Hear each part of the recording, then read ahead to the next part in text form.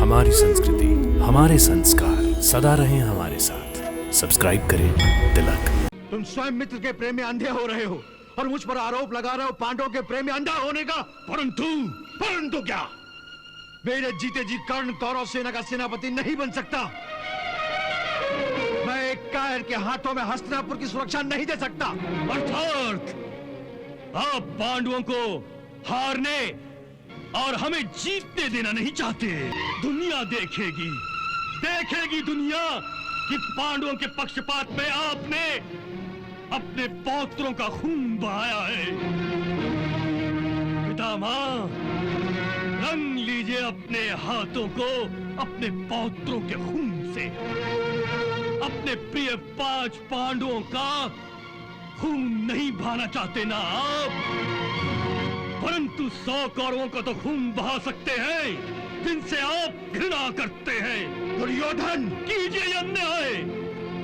मैं गंगा पुत्र भीष्म प्रतिज्ञा करता हूँ कि मैं पांडवों का वध करूंगा और इस पृथ्वी लोक को निष्पांडव कर दूंगा, अन्यथा स्वयं अपने प्राण दे दूंगा।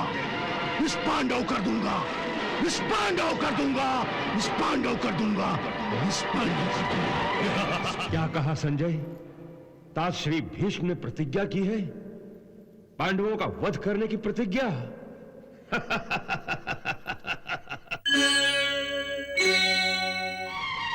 मुझे किसी भी परिस्थिति में पांडवों के सरों को अपने आगे झुकाना है। पांडवों के सर अपने ज्येष्ठों के आदर में या फिर अपने आदर्शों के आगे झुकते हैं, और वो भी केवल अपनी इच्छा से। कोई और उन्हें नहीं झुका सकता। झुक सकता है, परंतु आप स्वयं ना तो पांडवों के सरों को झुकाना चाहते हैं और न ही किसी को झुकाने का अवसर देना चाहते हैं। इसीलिए आप कौरवों के सेनापति का पद त्यागना नहीं चाहते। छोड़ दीजिए सेनापति का पद और फिर देखिए कैसे घमंड से अकड़े हुए सरों को अंगराज कर्ण झुकने के लिए विवश कर देगा। वो कायर झुकाएगा उन पांडव वीरों को जो अर्जुन के हाथों बार बार अपने शस्त्रों का अपमान करा चुका है। भूल गए जब महाराज विराट का गोधन चुराने के प्रयास में वो अर्जुन से 3 बार परास्त हुआ था। क्या तुम कर्ण का वो इतिहास भी भुला बैठे हो जब चित्रसेन ने तुम्हें बंदी बना लिया था? तब तुम्हारा यही मित्र कर्ण परास्त होकर युद्ध भूमि से भाग गया था। दुर्योधन, तुम स्वयं मित्र के प्रेम में अंधे हो रहे हो और मुझ पर आरोप लगा रहे हो पांडवों के प्रेम में अंधा होने का। परंतु क्या मेरे जीते जी कर्ण कौरव सेना का सेनापति नहीं बन सकता। मैं एक कायर के हाथों में हस्तिनापुर की सुरक्षा नहीं दे सकता। अर्थात आप पांडवों को हारने और हमें जीतने देना नहीं चाहते। युवराज दुर्योधन, मैंने इस कौरव कुल के विनाश को रोक रखा है। यदि मैं पांडव और कौरवों के बीच में से हट गया तो इस विनाश को कोई नहीं रोक सकता। और इस भ्रम में मत रहना कि तुम्हारा मित्र कर्ण तुम्हें विजयश्री की माला पहनाएगा। अरे एक तो क्या 100 कौरव भी हो तो ये चमत्कार नहीं कर सकते, क्योंकि जिस पक्ष का साथ स्वयं भगवान श्री कृष्ण ले रहे हैं उसे कोई परास्त नहीं कर सकता। पितामह, ये सब कहने की बातें हैं।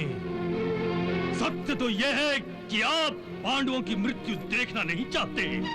उन विषैले नागों को जीवित देखने के लिए उनके प्राणों पर मेरे भाइयों को एक एक करके भेंट कर गए हैं। दुर्योधन, कौरव सेना का एक एक योद्धा इस सत्य को जान गया है। केवल आप इस भ्रम में हैं कि आपके षड्यंत्र को कोई नहीं जानता। यह आरोप है मुझ पर, झूठा आरोप। पितामह, हर आरोप के पीछे कुछ न कुछ सच्चाई होती है। तुम अपने पितामह पर शंका कर रहे हो। शंका नहीं, विश्वास है। मुझे भी और सब कौरवों को भी। तुम सब पांडवों की दुश्मनी में अंधे हो गए हो। अब सबकी आंखें खुल गई है।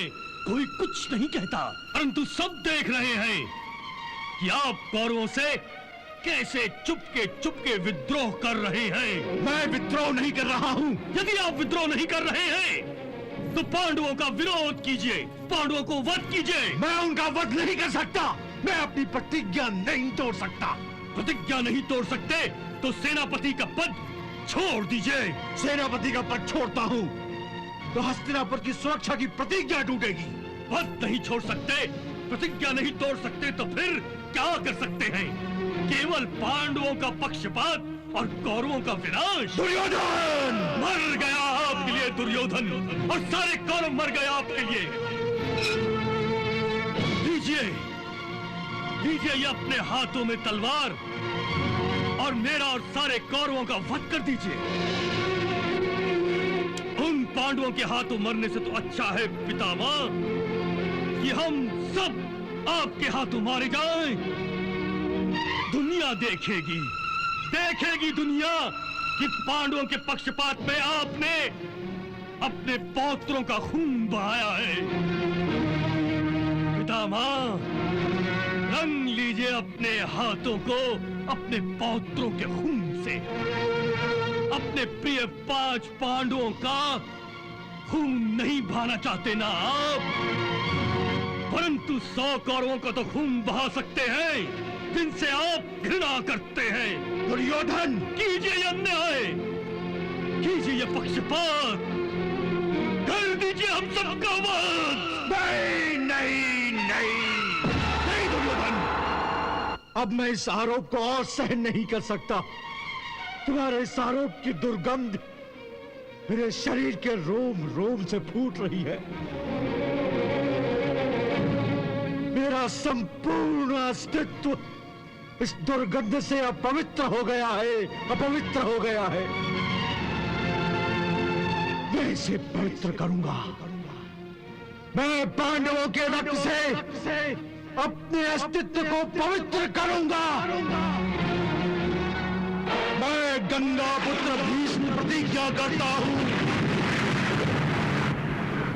मैं गंगा पुत्र भीष्म प्रतिज्ञा करता हूं। मैं गंगा पुत्र भीष्म प्रतिज्ञा करता हूं कि मैं पांडवों का वध करूंगा और इस पृथ्वी लोक को निष्पांडव कर दूंगा, अन्यथा स्वयं अपने प्राण दे दूंगा। निष्पांडव कर दूंगा।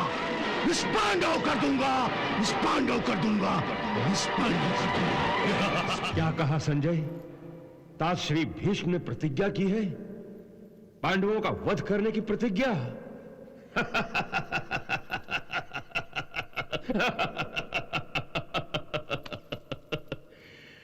ये सारा ब्रह्मांड टूट सकता है, परंतु भीष्म प्रतिज्ञा नहीं टूट सकती, कभी नहीं टूट सकती। अब ये पृथ्वी निष्पांडव हो जाएगी और मेरे मरे हुए पुत्रों का प्रतिशोध भी पूरा होगा, अवश्य पूरा होगा। मधुसूदन,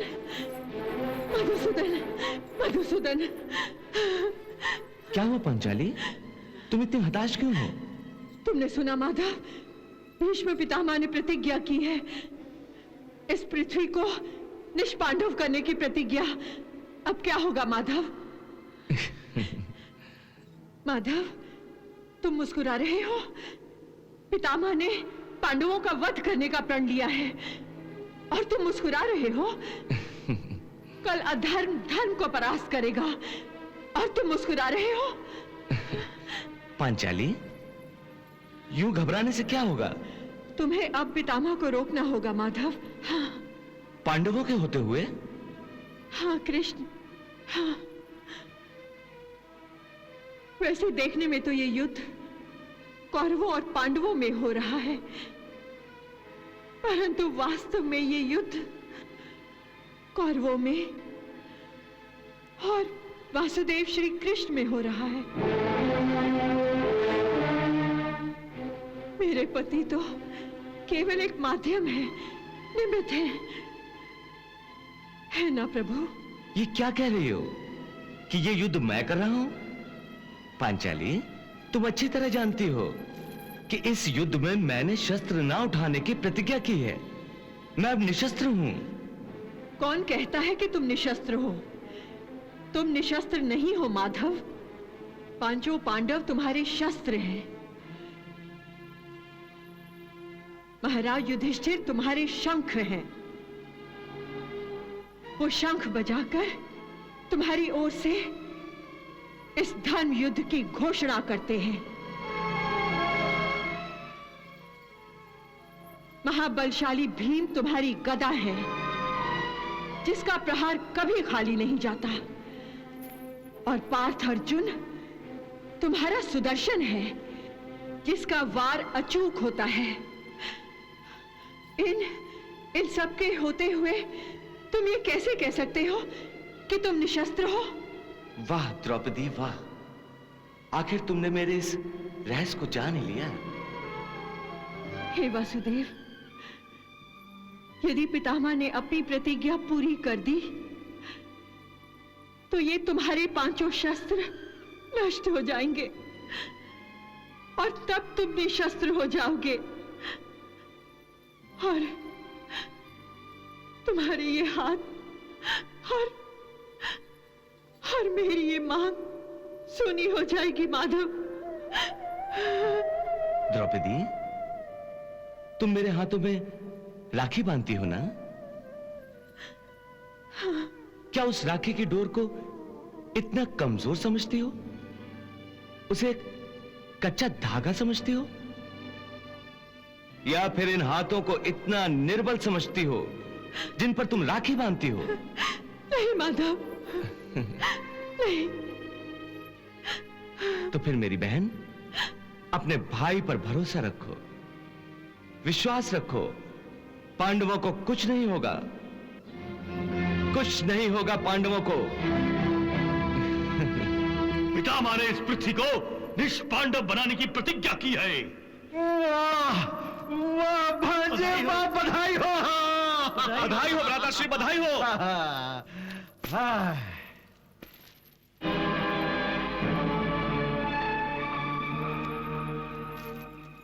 तुम मुझे बधाई नहीं दोगे अंगराज? तुम्हें खुशी नहीं हुई?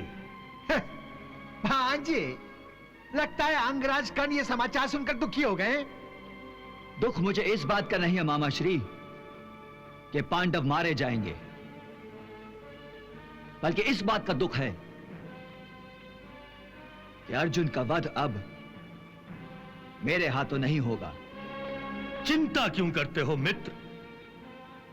पितामह के हाथों जब अर्जुन परलोक सिधार जाएगा तो इस संसार में तुम्हारे अतिरिक्त कोई और सर्वश्रेष्ठ धनुर्धर नहीं बचेगा। और इस तरह तुम्हारी सर्वश्रेष्ठ धनुर्धर बनने की महत्वाकांक्षा भी पूरी हो जाएगी। नहीं मामा श्री, नहीं नहीं। सर्वश्रेष्ठ धनुर्धर कहलाने की सच्ची खुशी मुझे तब प्राप्त होगी जब मैं स्वयं अपने बाणों से अपने विरोधी धनुर्धर अर्जुन का वध करूंगा।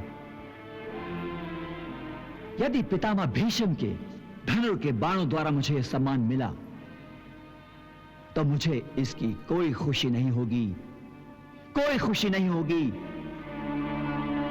परंतु एक मित्र की खुशी से बढ़कर कोई खुशी नहीं होती। इसलिए युवराज, मैं तुम्हें बधाई देता हूं। बधाई हो। नहीं केशव, नहीं। युद्ध में क्रोध में भरे यमराज को रोका जा सकता है, वज्रधारी इंद्र पर अंकुश लगाया जा सकता है, गदाधारी कुबेर पर प्रतिबंध लगाया जा सकता है, परंतु प्रतिज्ञाबद्ध पितामह को कोई नहीं रोक सकता। और अब तो उन्होंने केवल पांडवों का ही वध करने की प्रतिज्ञा की है, तो फिर कौन है जो उन्हें रोकेगा? मुझे तो ऐसा लग रहा है कि जिस प्रकार पतंगे अग्नि की लपटों की ओर आकर्षित होकर स्वयं आगे बढ़कर अग्नि में भस्म हो जाते हैं, उसी प्रकार युद्ध में पितामह का सामना करके हम आत्महत्या कर रहे हैं। हे मधुसूदन, मेरे कारण मेरे भाइयों को राजपाट से हाथ धोना पड़ा, सुख शांति और ऐश्वर्य से वंचित रहना पड़ा, पांचाली को असहनीय अपमान सहना पड़ा। और मेरे कारण मेरे भाइयों को वनवास की पीड़ा सहनी पड़ी, और अब मेरे ही कारण वो पितामह भीष्म के घातक बाणों का लक्ष्य बनने जा रहे हैं। नहीं केशव, नहीं। मेरे भाई, मेरे साथी, मेरे सैनिक मेरे हित के लिए मृत्यु की खाई में क्यों गिरे? नहीं, मैं ऐसा नहीं होने दूंगा। हे केशव, साक्षी रहना तुम। आज मैं अपने चारों भाइयों और अपने सभी साथियों को मेरे प्रति उनके कर्तव्य से मुक्त करता हूं।